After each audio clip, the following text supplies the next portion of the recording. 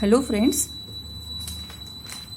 today we will discuss a very important business service without which smooth functioning of business is highly impossible, and that service is known as banking service.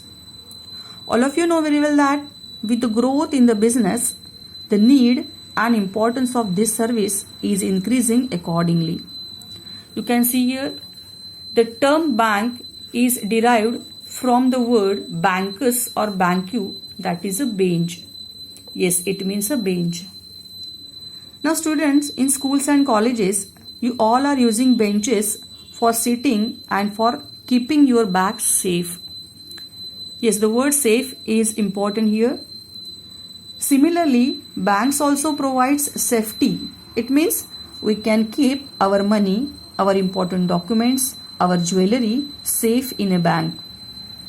Safety of valuables like jewelry, documents, etc. is provided by banks by way of safe deposit lockers. But the main and important function of bank is to accept deposit from those who are having excess money and lending or granting loans to the needy people. So let us have a look at different types of banks. Here first type is central bank. Now central bank is the most important and apex bank in the banking structure of a country. It plays an important role in the country's monetary and banking system. Such central banks are printing currency notes, issuing currency notes, but they cannot accept deposit from the public. The central bank provides guidance to other banks whenever they are facing any financial or other related problems. You can see here the examples of Reserve Bank. In India, Reserve Bank of India. In England, the Bank of England. In America, the Federal Reserve Bank are some of the examples of Reserve Bank. There are 4 zonal offices of Reserve Bank of India, that is at Mumbai, Kolkata, Delhi and Chennai, and it has total 19 regional offices in India. Second one is commercial bank. Now these banks are accepting deposit from the general public and provide short-term loans to traders, manufacturers and businessmen by way of cash credit, overdraft, etc.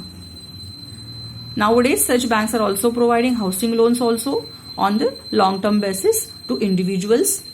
Again, you can see here these banks are divided into 3 parts. They are having 3 types, that is public sector bank, private sector bank and foreign bank. The first one, public sector bank.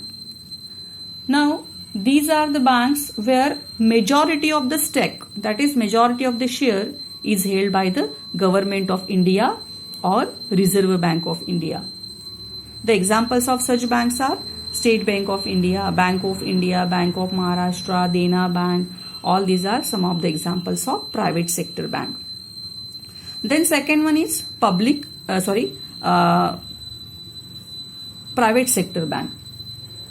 In case of private sector banks, majority of the share capital is held by private individuals. See the difference? In public sector bank, majority of the share is held by the Government of India, but in private sector bank, majority of share capital is held by private individuals. And these banks are registered as companies with limited liabilities. The examples of these banks are Vyasa Bank, Jammu and Kashmir Limited, Bank of Rajasthan, etc. Overall, there are 12 public sector banks in India and 21 private sector banks in India. There are total 12 public sector banks in India and total 21 private sector banks in India. Now third one is foreign bank. These banks are registered and have their headquarters in foreign country but operate their branches in our country. See, once again, these banks are registered and have their headquarters in foreign country and operate their branches in our country. See, examples are here: Citibank, American Express, Standard Chartered Bank, Hong Kong and Shanghai Banking Corporation, etc. So these banks operate in our country, have and their operations have increased since the financial reforms of 1991. Third one is Development Bank. Now the word development itself indicates that these banks are providing financial assistance for the development of industries. Our business always requires medium and long-term capital for the purchase of machinery, for the purchase of equipment, for using latest and new technology, or for expansion and diversification.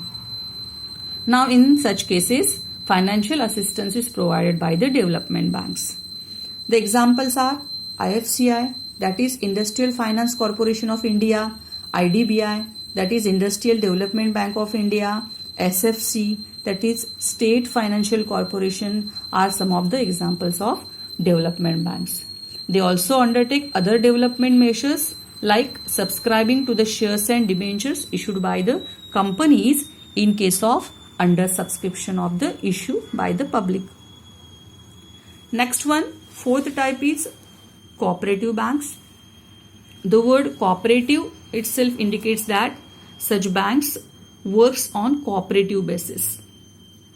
Now, such cooperative banks are those financial institutions which are registered under the Cooperative Societies Act. The main objective of such bank is to give credit to economically backward people. In India, cooperative banks are the main source of rural credit. It means they are providing credit facility to the rural people. And such banks are encouraging saving habit among the villagers, and they are providing loans at a very low rate of interest. Again, such banks are having three types: primary credit societies, district central cooperative banks, and state cooperative banks. Primary credit societies are operating at village or town level with borrower and non-borrower members residing only in one locality.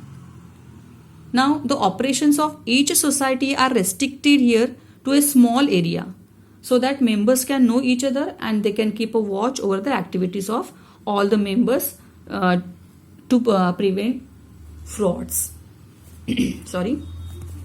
Second one is District Central Cooperative Bank.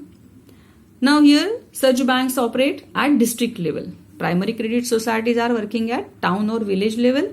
District Central Cooperative Banks are operating at district level and having the primary credit societies belonging to the same district as their members and functions as a link between the primary credit society and state cooperative societies. They are acting as a link between primary credit societies and state cooperative banks. Third type is state cooperative banks. Now these are the apex cooperative banks in all the states of the country, and they mobilize funds and helps in its proper channelization among various sectors. The money reaches the individual borrowers from the state cooperative banks through the central cooperative banks and primary credit societies. Next type, specialized banks. These are some banks which cater to the requirement and provide overall support for setting up business activities in a specific area.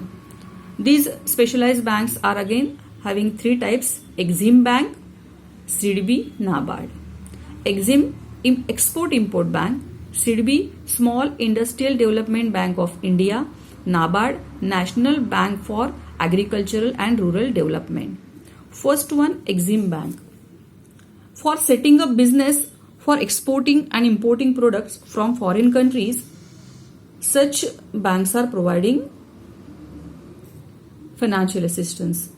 So we can say that they can provide the financial or required support to the importing and exporting of goods and services. And such banks grants loans to the exporters and exporters and importers, and also provide information about the international market. If any importer or exporter is not having knowledge of this import and export procedure, then such banks are providing knowledge about the international market. Next one is SIDBI, that is Small Industrial Development Bank of India. Again, the name itself indicates that such banks are providing financial support, financial assistance or credit facilities for the development of small scale industries. It also provides finance for modernization of small scale industries, for use of new technology and for developing small scale industries. Next one, National Bank for Agricultural and Rural Development. Again, it is an important and apex institution for financing agricultural and rural sectors. Those people who are engaged in agricultural or other activities like handloom weaving, fishing, etc. These banks are providing credit support on short-term as well as long-term basis. Next one, Exchange Bank.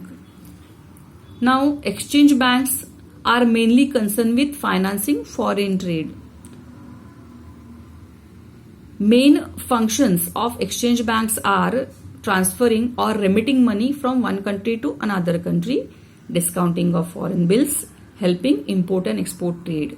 Now here Bank of Tokyo, Bank of America are some of the examples of exchange bank. It means we can say that exchange banks are useful for the importers and exporters once again like Import-Export Bank, and they are providing financial support. They are transferring or remitting money from one country to another country. Next one, Regional Rural Banks.